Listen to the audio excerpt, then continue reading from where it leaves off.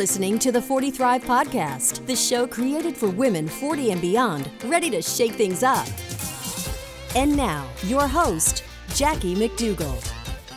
Hi, welcome back to 40 Thrive. I'm Jackie, your host. If you're new to the show, welcome. Be sure to hit that subscribe, favorite, or follow button depending on where you're listening. That way you'll get a simple alert every time there's a new episode, and you will never have to search for 40 Thrive again. If you've been around a while, welcome back. I am so grateful for your continued support. Either way, new or been around, be sure to join us in the 40 Thrive Facebook group. We have monthly events and features I want to be sure you know all about. The link to that is in the show notes at 40thrive.com/episode 98. So today on the episode, when I say habits, you may think, yeah, I've heard all about habits. At my local bookstore or TV self-help experts, habits, they're old news. Not even a little bit.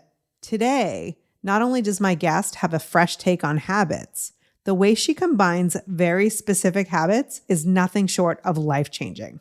Don't believe me? Keep listening. TEDx speaker and #1 best-selling author of The 6 Habits and life mastery coach, Laura DiBenedetto teaches us how to create the life of our dreams without sacrificing what we love. I'm so here for this. We talk about each and every one of the habits in the book, but I will say the best way to really do a deep dive is to get the book yourself and have that highlighter ready. This is one of those on the nightstand, little bits at a time, aha moment inspiring reads. I'll link to it in the show notes at 40thrive.com/episode 98. But if you're like Laura and myself, you may want the audiobook as well. Have you ever done that? Read a book along with the audiobook? I feel like it's reminiscent of those old, ding, turn the page books, but that's totally how I love to read. And you can get the 6 Habits on Audible absolutely free. With a free trial of Audible, you can access the entire Audible Plus catalog with unlimited listening to select audiobooks, Audible originals, podcasts, and so much more. Plus, you get a credit good for any title in their entire premium selection, yours to keep, even if you don't subscribe after the trial is over. And there are absolutely no commitments. You can cancel your membership at any time. All titles that you've purchased with a credit are yours to keep forever. Oh, and they send you a sweet little email so that way you don't accidentally go out of the trial time and into paying for it. That's one of my favorite features. So get your free trial with the free audiobook download at audibletrial.com/40thrive. It's audibletrial.com/FORTY Thrive. Okay, let's dive into the 6 Habits with Laura DiBenedetto. And make sure you listen to the end because Laura has a super special offer for you and you don't want to miss it. Laura, welcome to 40 Thrive. Thank you so much. It's great to be here with you. Your book, 6 Habits. I cannot wait to dive into these, but I have to start very basic. Let's go back. Why are habits important? Habits are important because they define what our lives look like. When we think about little things like, I don't know, what kind of a dental checkup are you getting? Are you getting an A+ from your dentist or are you getting the Nana finger from your dentist? It depends on your habits. Do you floss? Do you not floss? Do you brush occasionally? Do you go to bed with, yucky teeth or whatever? Do you wake up with tooth sweaters and don't do anything about it? You know what I mean? Tooth sweater, yes. Right? We all know what that feels like. It's my God, sweater teeth? Totally. Gross, right? So I love to use the whole flossing analogy because your flossing habit determines the health of your teeth, right? That and a bunch of other things, but it determines it. And, our habits determine our lives because our habits are things we do repeatedly. It's not what we do once. That time that I went to the gym 3 years ago, I assure you, I do not look like Cindy Crawford because of that one visit to the gym, lifting a weight for 2 minutes. It's what we do every day. And it's kind of like if you eat really well all the time and you have ice cream once, who cares? Enjoy the ice cream. Just throw it down. Our lives are defined by our habits, and they're so important to what happens with our joy and our dreams and everything. Right. And I think that whether it's food or with your business or your work or just anything that you're doing that I'll just do this one time, it doesn't really matter. But when you multiply that, you get an ant on your shirt, it's not a big deal. You multiply that by 1,000, it might be an issue. So yeah. What a horrifying metaphor. Oh my God. That's like if I can provide nothing else but horrifying metaphors, I've done my job. So, okay. Well, hashtag winning, girlfriend, because now I'm going to have nightmares tonight about like getting ants all over me. Well, I think it had to be a visual metaphor for people to really understand that it adds up. Your habits add up.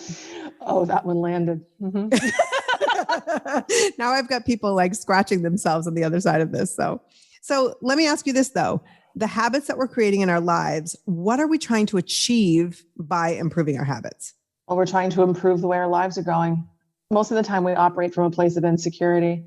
Like, oh, I don't have this, and I don't have that. And I wish I was more loved, and I wish my relationship were better, or I really want to be thinner, or this or that. And it's because you're not feeling comfortable with the way things are. And that's okay to want better.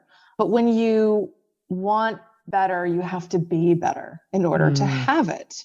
And in order to be better, you are the sum total of your habits. I cannot get this ant metaphor out of my head. You are the ants on your shirt, friends. You're the ant. Oh my God, you've ruined my life. I love it. From one Massachusetts girl to another, right? I ruined your life. Yeah.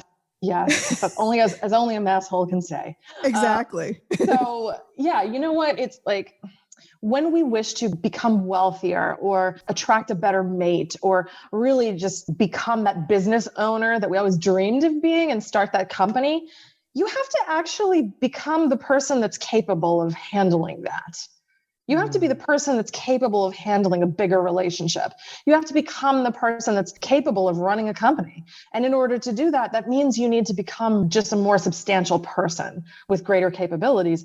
And the purpose of our habits is to help to support whatever it is that we're trying to be. When we don't look at our habits, sometimes they can support us being a lazy bum on the couch who constantly plays victim, because that's what your habits are building you into. But if you constantly put yourself in the role of, you know, in my case, the wife who has a great marriage, or the business leader who inspires versus terrifies, you have to be that. And the only way to do that is to examine what's in your head and what you tend to do habitually when confronted with life. I love that. Does what you say you want match the actions that you perform to get what you want? Precisely. Yeah. Going to the gym once, like we talked about, doesn't make you fit, but going to the gym every day will. Right. Absolutely. Even if you're only going to the gym for a short time. I mean, that's the beauty of it. People like, I can speak for myself. I have historically been a very all or nothing person. So it's like, if I don't get to the gym for 90 minutes, then what's the point of going? And then I've learned, especially over 40, that it's not about all of it 100%. It's about the consistency, even if that consistency is 20 minutes. That's right. Yeah. That was me relearning my relationship with food. Girl, okay, like I love ice cream, but I don't need to have all of it and I don't need to have none of it. What I choose to do now is it's just like I buy the very best stuff that I want. Yes. And because it tastes really good and I'm not denying myself, it's like, all right, I'll have a little. And if I feel like having a little tomorrow, I will. And guess what? I'm thin. I feel good. I'm healthy. Right. Isn't it funny though, that the quality that you put into your body, at least for me, I like chocolate, but I like really well-made dark chocolate. And then when you have that, you don't need a whole box or bar or bag of that chocolate because it's quality. It's when it's like crap that you end up eating the entire thing. Do you know why? I'll tell you why. I don't. So the reason why we tend to consume more of the thing that's lower quality is because it doesn't scratch the itch. We think it does. Let's say I want dark chocolate, but I end up getting like something like really crappy from the pharmacy versus buying myself something I know I'm going to really love. Right. When I eat the crappy stuff from the pharmacy, you know, the post-Christmas sale that's still there in February. Yes. Oh, you're guilty of this. Oh, am I? When you get that, it's not what you really wanted. So you just continue to consume it, waiting for that feeling of satisfaction. But it actually doesn't come, which is why you consume so much more of it. But if you just put the work into it to get the stuff you really want, it scratches the itch right away. And you're like, that's what I wanted. Yay. And you don't need as much. That's such a great point. I've never heard it put that way. So thank you for that. I'm going to get the quality stuff always. I mean, screw this habit stuff. Let's just talk about ice cream. Exactly. Ice cream and other crap. So let's talk about the habits though. You have 6 habits in your book that you swear by to transform your life. So let's dive into the 6 habits. Kindness, acceptance, gratitude, presence, goodness, and intention are the 6 habits. Let's start with number 1, kindness. Why does it matter? Well, I want to actually preface all of this by saying that you're right. They tend to be dismissed as basics when they are, in fact, foundations. And there's a very vital distinction between the two. For example, the alphabet seems simple. It is the foundation for the English language.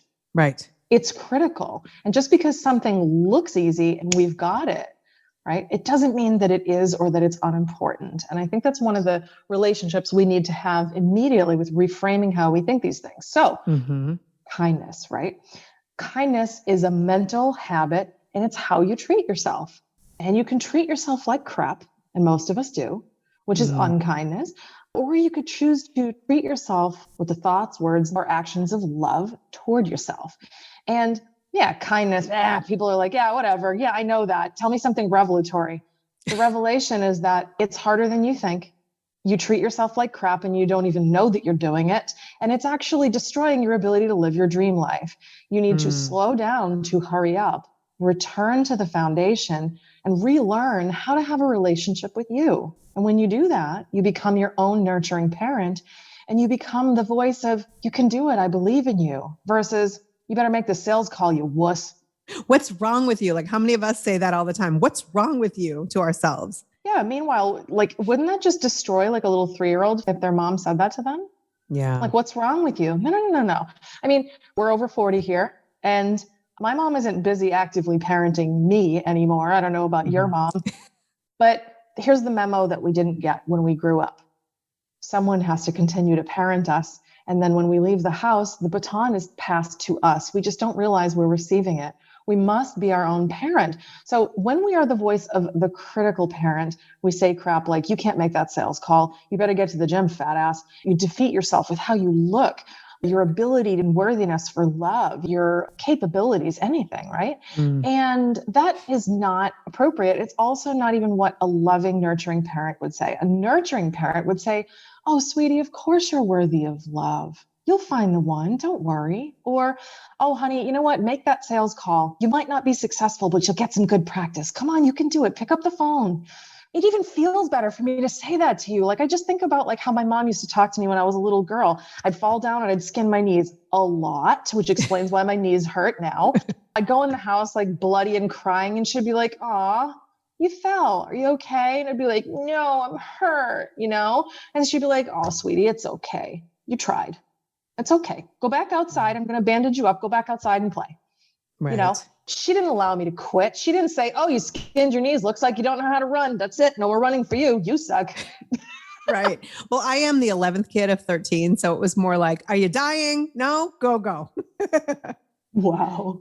Yeah. At that point, it's like, oh, cool. You're not on life support. Yeah. Have fun. We're good. You're number 11. Just keep moving. Right. Yeah. So I love one of the things that you're saying is that we have this self-talk, right? I think in our 20s and 30s, like, I deserve this. And we say, I deserve this. And it's usually something that's not actually good for us, right? I deserve to get drunk. I deserve to It's Friday. I deserve to get messed up right now. Ooh. Yeah. Like whatever it is, it's often a negative. But what you're saying is when you treat yourself with kindness, I like that you include things that may not be the most fun, like making that sales call, but they are the things that will bring you to where you want to be. And Correct. So it's kindness in doing hard things. It is, but it's also like, sometimes it's kindness in looking in the mirror. Like, you know, I know most women have cellulite. Can we just own that? Okay. I do. I don't care. But like, I walk out there with my itsy bitsy teeny weeny bikini. I'm like, boom.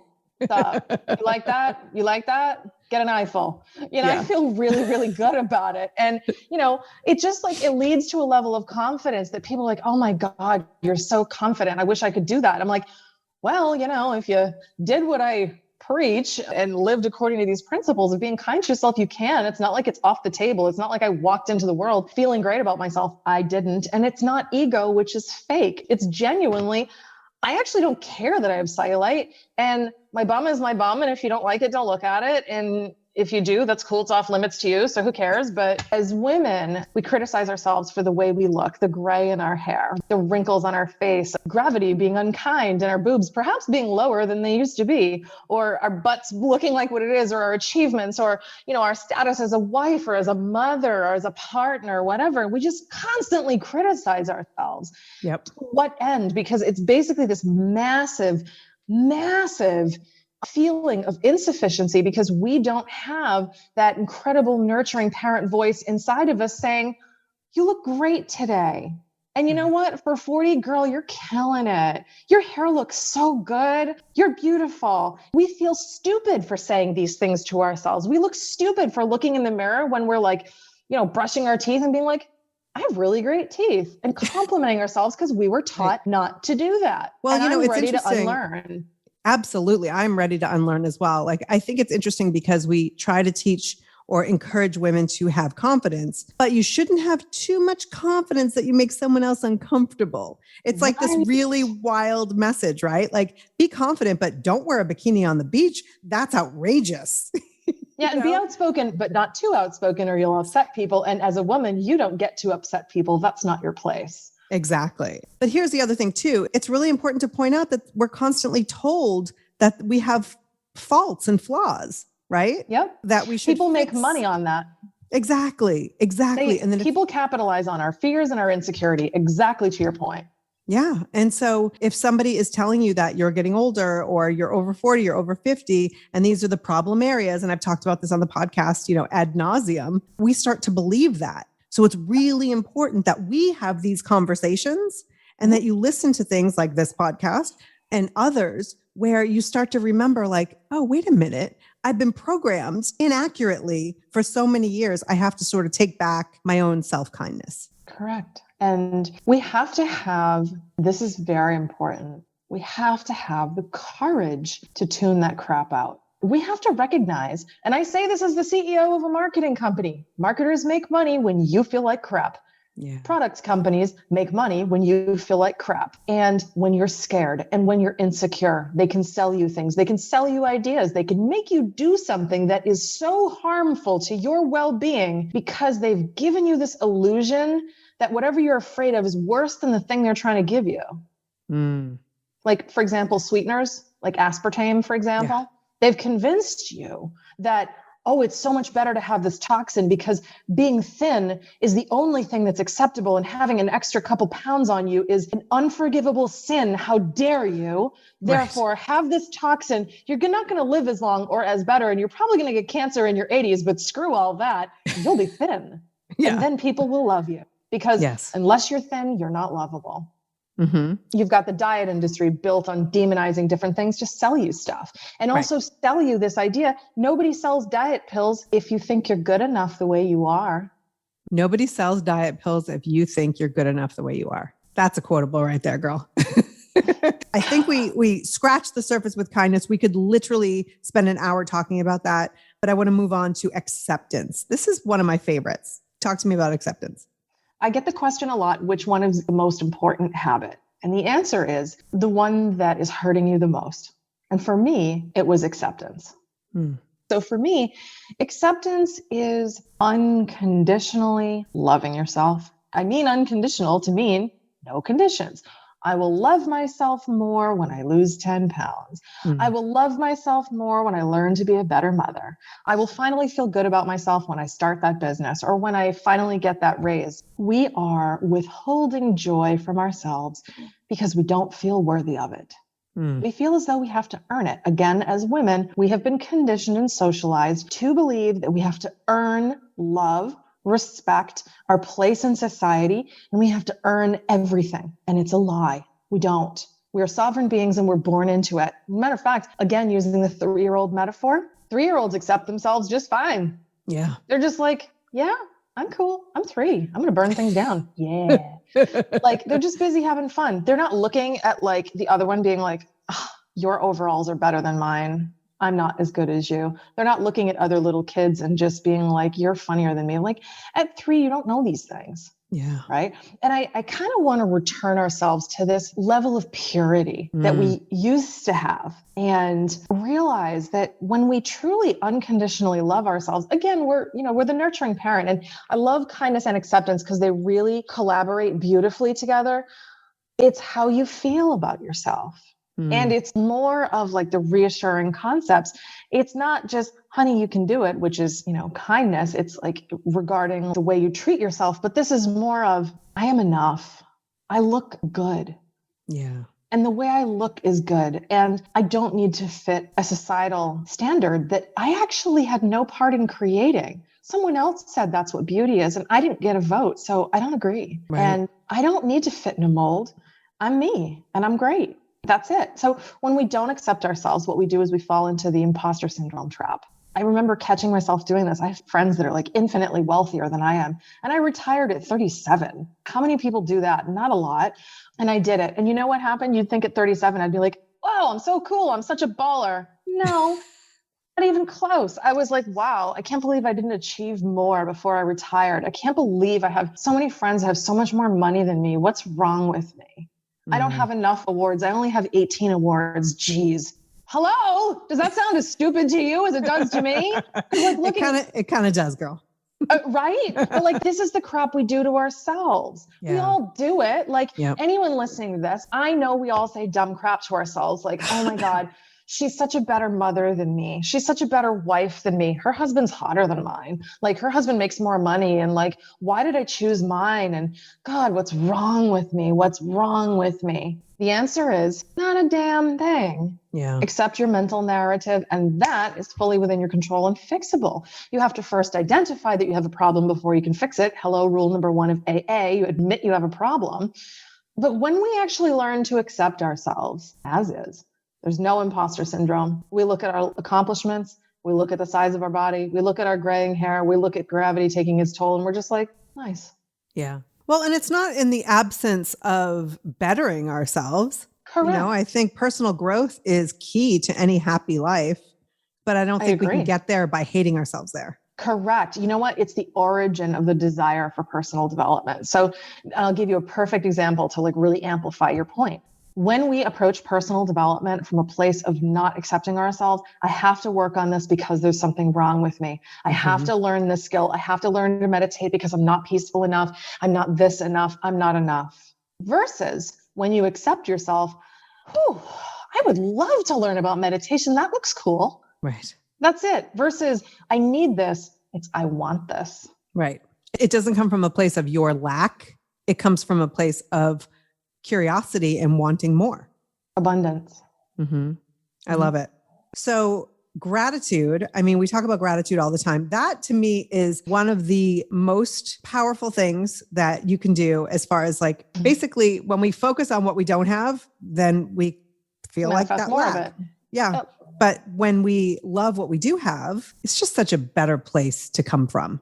It really is. So we don't understand gratitude the way I mean it. And I'm hoping to change that. So all of these habits are mental habits. And what is a habit? It's a lifestyle choice.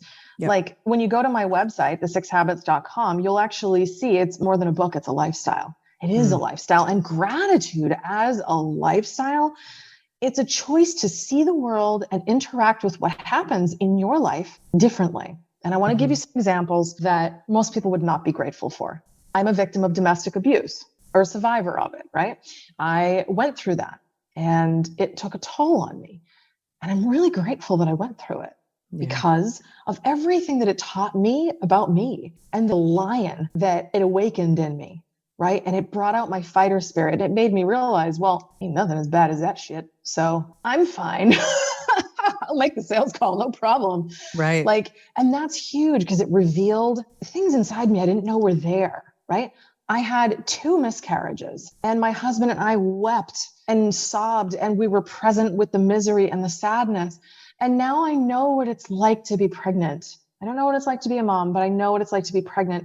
And I know what it's like to feel that incredible love and connection with my husband.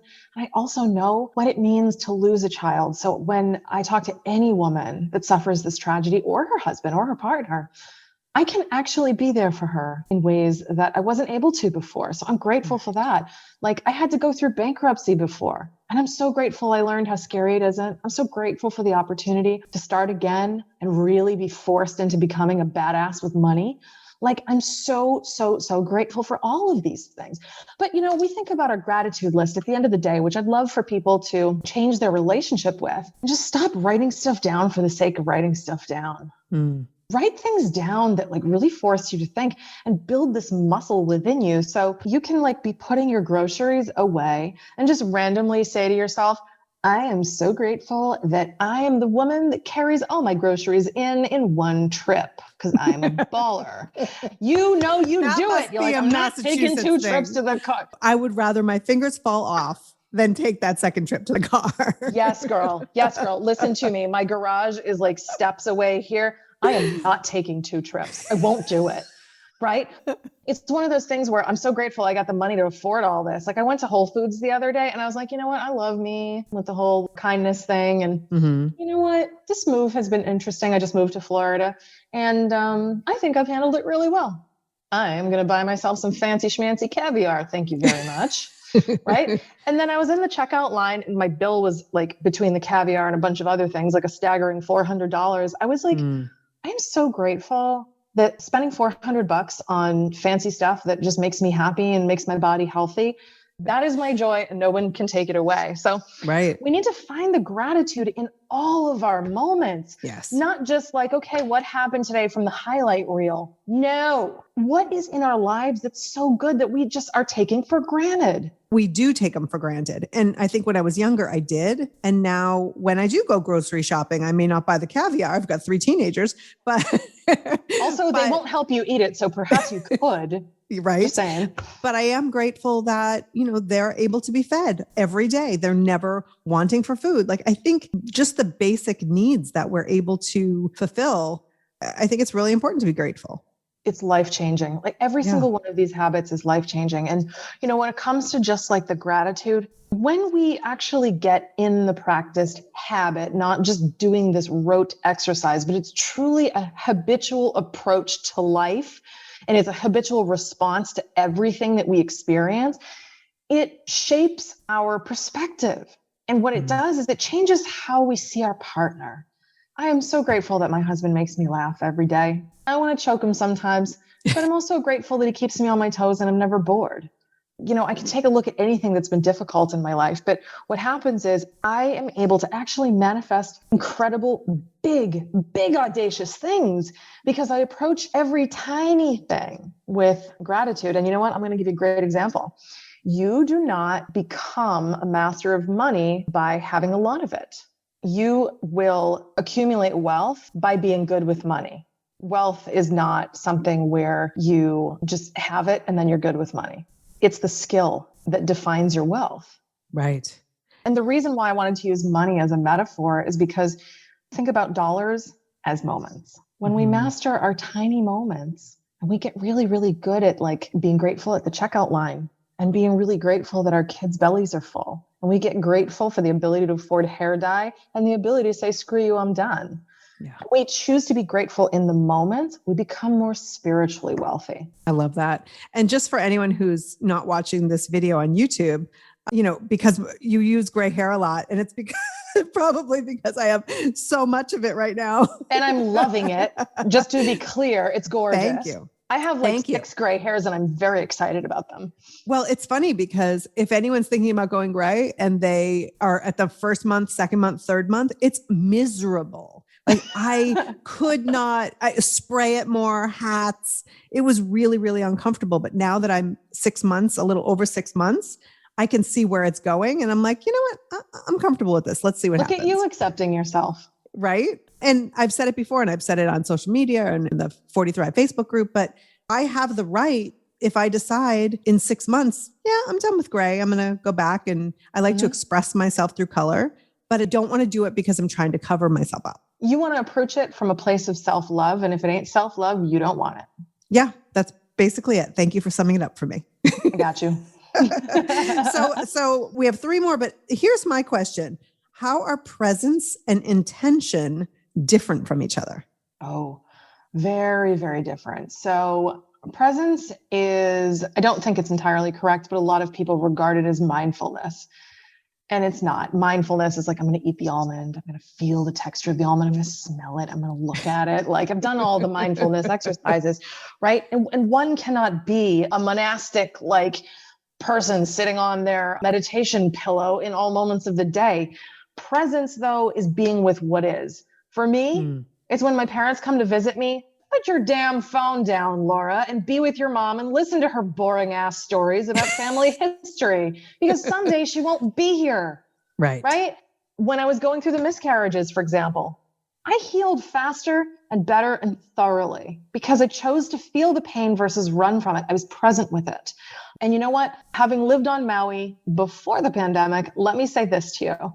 One of the most profound examples of joy that people really deny themselves is I would sit on the beach, because I used to live walking distance from the beach, and I would just sit there and I would watch the splendor unfold before me. And I would be there an hour before sunset and probably a half an hour to an hour later and just watch the entire show and filled with awe and appreciations and presence for what it is. Just let my thoughts be what they are and not try to entertain myself, right? Oh my God, I have to have my phone in my hand. I have to be talking to somebody. I have to. No. Yeah. What I saw though that broke my heart more often than not was tourists coming to the island for the first time and seeing a sunset that took their breath away, being so hell-bent on posing in front of it, so turning their back on the beauty, right? Or trying to get a selfie or trying to get the perfect picture. And it's like, dude, put your friggin' camera down. You're missing it. Like you're trying to take a picture of the thing you're not even enjoying. Yeah. If you need a picture of a sunset that bad, go get a stock photo off the internet and print it on aluminum. Like,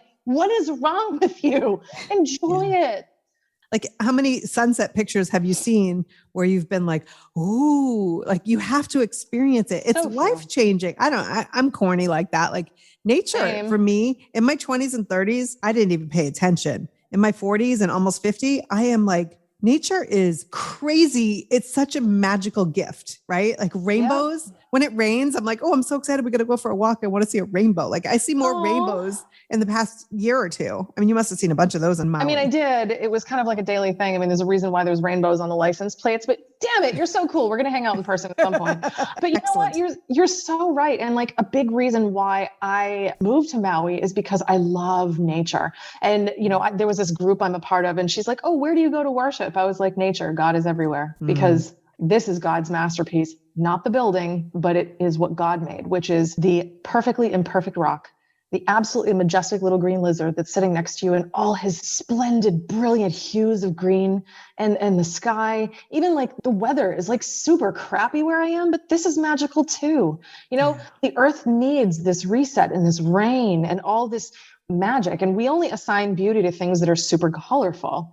When we can see beauty in the gray, the mundane, the crappy, and Massachusetts has a lot of that. Ain't nothing uglier than gray snow with road salt in it. But if we can find the beauty in that, we can truly be present with it and see beauty all around us and really appreciate. So appreciation and presence is everything. Even in our suffering, can we appreciate the experience for what it is and stop passing a value judgment on it? That's huge. We always say, misery is bad, sadness is bad, rage is bad, happiness is good, laughter is good. Well, I can think of several circumstances under which all of those opposites are actually the truth. Rage is wonderful when it finally helps you to leave that abusive husband.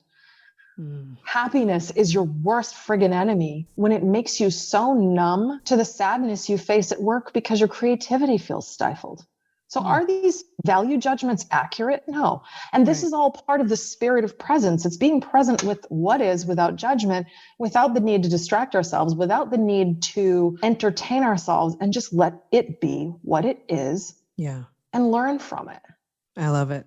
And how is that different from intention? Are there any overlaps, sort of like kindness and acceptance had some overlaps? No, intention is very, very different. Intention is all about action.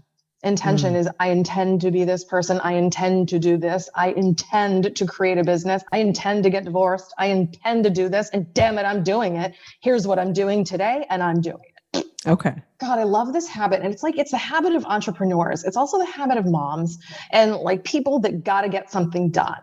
right? And I'm going to give you an example of someone who really wants to start a business. They've always dreamed of it, but they've never done it. And that's a lot of people. Oh, I always wanted to be a filmmaker. That's a friend of mine. But the difference between those that dream about it and those that live it is action. And action is born of intention. I want this so bad that I'm willing to do something about it instead of just sitting here yearning. I'm going to sit here and work. So I love things that talk about the law of attraction, but I have routinely said to people, I'm trying to manifest, like lots of money, they say to me. Why isn't it working? Oh, honey, you can't just sit on your meditation pillow and wish for it. Like, you need to act. So then The Secret movie just came out and I was like, oh, now you talk about action 15 years later. Nice. Late to the party, but okay. But that's the reason why manifestation by itself is BS. It doesn't work. Yeah. Like, you have to energetically align with it. And you have to do something about it. Right. And the thing is, like, if you know clearly where you're going, you can clearly take itty bitty action steps to get there. Like, sometimes the big picture is really big and enormous and we don't know what to do with it. But when we can break things down and be like, okay, well, that's the big picture. That's where I'm going. How do I get there? Mm-hmm. Intention is the habit of knowing what you want, why you want it, and what it will take to get there, and then incrementally moving that little ball forward, even if it's just an inch. Sometimes the intention we have for the day is as simple and as difficult as just get dressed because we're depressed, because this whole COVID nightmare has been no fun for people. And sometimes the biggest victory you can get is just get dressed today. Right. But that victory will lead to another one. Okay, tomorrow I'm going to get dressed and I'm going to put makeup on. And the next day I'm going to get dressed, put makeup on, and I'm going to write down 5 things that I really want for myself. And I'm going to really sit down and dream. And like, so intention, like my friend, the filmmaker, right? Or the wannabe filmmaker, for him, he would have to want it so bad, he's willing to do something about it. And the thing about all of these habits, they do rely on each other. If you live in just, I'm all about action, I'm going to hustle and I'm going to grind, the habit of intention will actually work against you because you'll basically burn yourself to the ground. And what will happen is you'll destroy your soul. You will be miserable because you're not operating and building from a place of kindness and self-love or acceptance or gratitude. You are fighting so hard against the habits that are working against you. Your success is going to be hard won and you're going to be bruised and bloody by the time you get there. But if you work on all 6 of the habits, including and especially intention, your ability to manifest things is so much easier. It's so much more fun. Things get drawn to you magnetically because you're actually energetically aligned. So all that stuff that they talk about in The Secret starts working. Mm-hmm. And you're like, wow, this manifestation stuff really works. Well, no kidding. Thank you for taking action on the stuff you want instead of just wishing for it. Right. Yeah. And you're absolutely right. It always drove me crazy that we didn't talk about what you should actually be doing. So if you want to be, let's say, a famous actress, and then you get a role in a commercial that might be small and you pass it up, you're not putting yourself out there to become what it is you say that you want, right? There's no integrity happening when you're saying you want something, but you're not willing to take the action to get there. Absolutely right. It's something we just really need to be aware of. And, a lot of times people will ask me a wonderful question. Well, where do we start, Laura? Well, obviously you need to get the information. It's all in the book, blah, blah, blah, blah. But you learn about the subject, but then you have to learn about yourself within the context of that subject. Whatever it is, it could be the habits, it could be The Secret, it could be the Miracle Morning, or whatever it is. But you have to learn about yourself within the context of that subject. So one of the things that I'm super pumped about is I was originally going to do the book plus a small course plus the 90-day habit mastery program that I have. I decided that the value of the course I wanted to create was so important that I couldn't take the risk that someone would decline to invest in themselves. So it's free. It's included in the book. It's a bunch of downloaded stuff. It's like $200 worth of really valuable, deep dive, internal exploration stuff that helps you to really see who you are and where you are so you can grow. And then you can decide, damn, I see the writing on the wall. It's time for me to master these habits. And then people can graduate into the 90-day habit mastery program, which works like crazy. And it's even guaranteed. Fun fact. You clearly believe in what it is you're teaching. And it just goes back to what I said before.